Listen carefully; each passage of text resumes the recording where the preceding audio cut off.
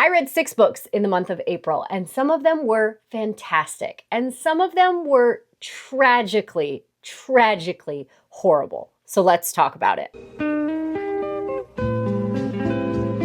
Hey everybody, welcome back to my channel. If you're new here, my name is Lydia Kyle. I am an avid reader, a book collector, book lover, and book reviewer, and I am so glad to share with you today my reviews of my April books. I do this every single month where I share how I felt about each of the books that I read, whether they were good, bad, or I just felt indifferent. And this month, there were some of each. If you haven't already, do me a favor, hit the subscribe button. You can go back and watch all of my other bookish content that I'm sure that you will enjoy. And if you are already a subscriber, I'm so glad to see you again. Let's get into these books. The first book that I read in the month of April was They Bloom at Night. It's by Trang Tran. This was marketed as a young adult horror.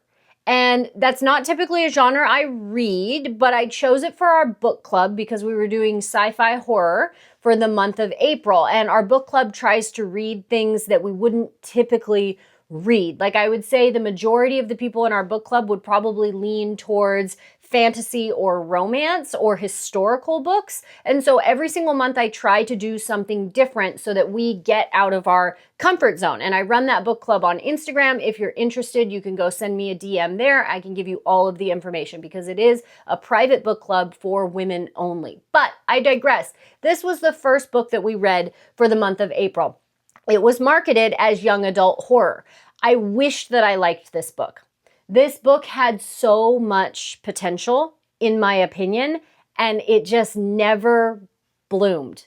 And I don't mean that ironically because that's in the title. I just mean that there were a lot of different directions that the author tried to go, and they never really stuck to one thing. It was like the author was trying to be very poetic the entire time, rather than just latching on to a single theme and really fleshing that out for us. I really wanted to focus more on the sea monster theme, and we just really didn't get a lot of that. And I thought that was going to be the whole point of the book. And honestly, I'm not entirely sure what the point of the book was because there were so many different themes that felt very half-cooked. There were themes of immigrant families. There were themes of SA and overcoming trauma and assault. There was a mother-daughter relationship that was very strained. There was obviously some teen tension in the relationship areas, right? There were so many things going on here. And then we sprinkled in this mythology and the sea monsters in the midst of it. And it just felt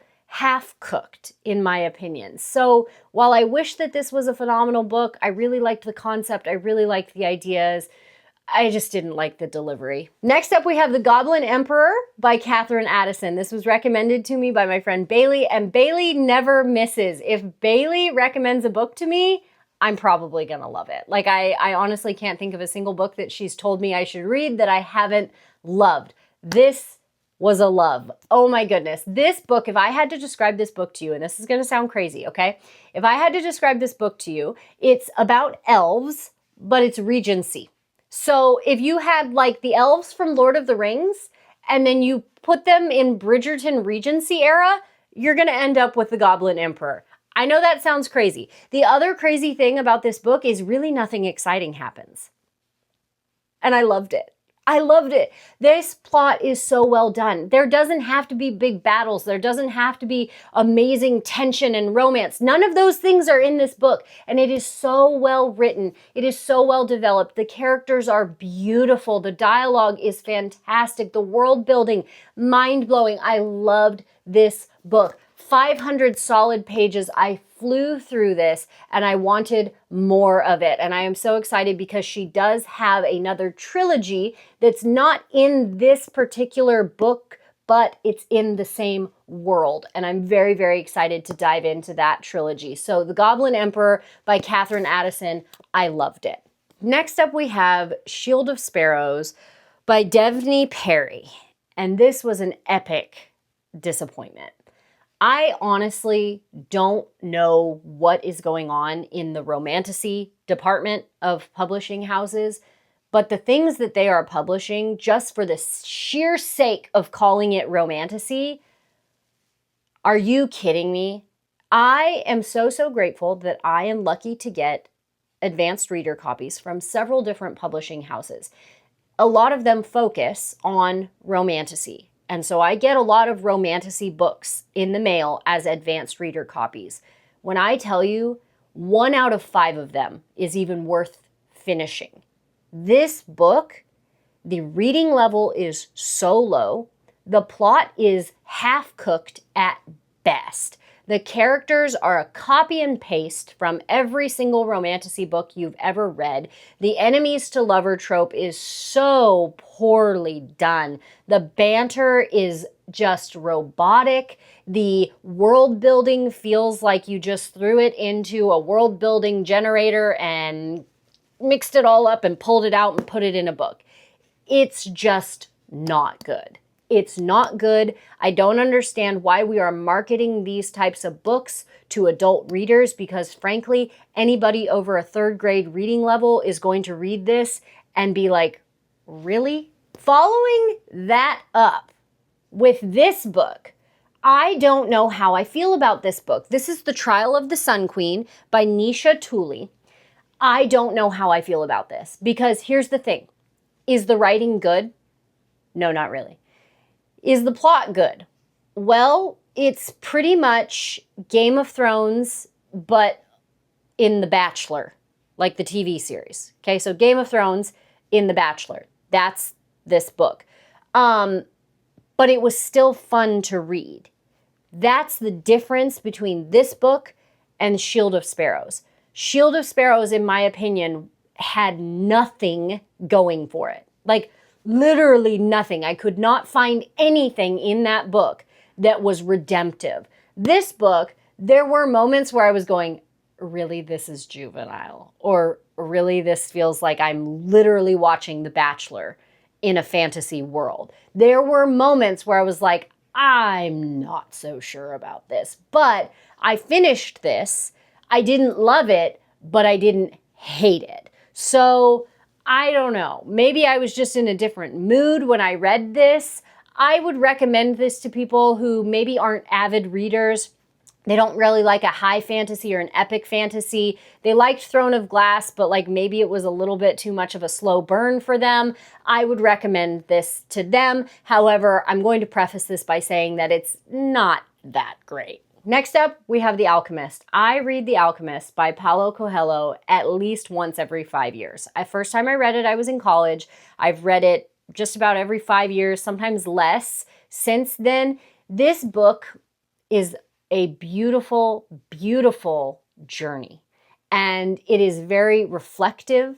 It's very introspective. It's very much like reading a story that's meant to help you look at your own life and evaluate your own life. You're meant to see yourself in the main character, even though he's a sheep herder from Spain. I love this book. One of the things that I love the most about this book is the fact that it changes every time I read it. This book changes every single time I pick it up. Every time I pick it up, there's something else that stands out to me. There's a different part of the story that feels important to me. The characters present themselves differently to me. And I think that is just a testament to the fact that this is a timeless story. This is a timeless adventure. This is a timeless quest. I think everybody needs to read this. Whether you are at a high point in your life or a low point in your life, this book is going to be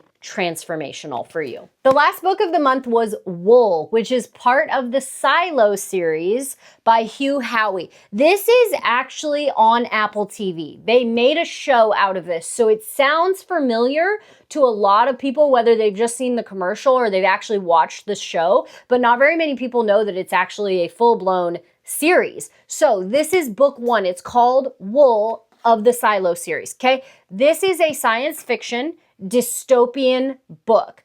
I don't know if I love this genre or I just gravitate to this genre sometimes. Typically, if I'm going to land in the sci-fi realm, I prefer things like a space opera.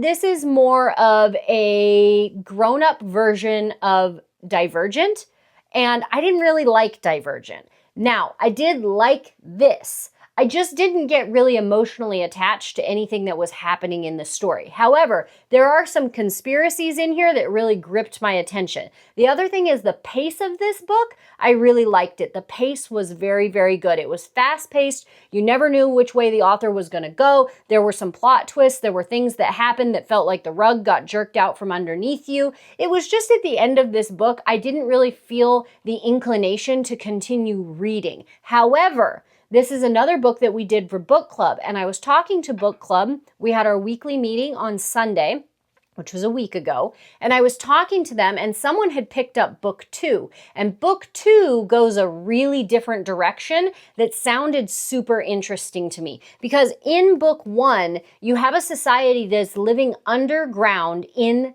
a silo, an entire society living in one giant silo, and they've been there for approximately 300 years. They don't know why they were put there. They don't know how they got put there. All they know is that the world above ground, which is Earth, is absolutely uninhabitable. Okay, it is toxic. And that's what the theme of this revolves around. Now, book 2, after we get the conspiracies of book 1, book 2 goes into how they got there.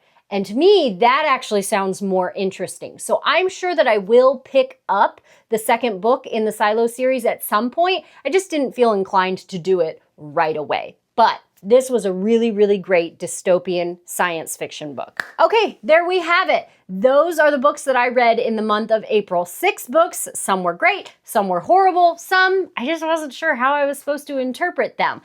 I love reading, you guys, and the beauty of literature is that there is something for everyone. If you disagree with my opinions about books, that's amazing, because that's why authors have audiences that are passionate about what they do. Even though there are some people that don't like what they do, there are people who love what they do. There is room for everyone in literature. My opinions do not have to be your opinions, and vice versa. So if you disagree with something that I say in the comments, let's keep it respectful. I would love to have a conversation about why you disagree or agree, and we can continue that conversation going into the month of May, and hopefully I will be able to report back with just as many amazing books for May. If you haven't already, hit the subscribe button. This is another video that I think you might enjoy. If you enjoyed this one, you can go back and check out all of my bookish content that is on my channel, and I will see you guys back next time.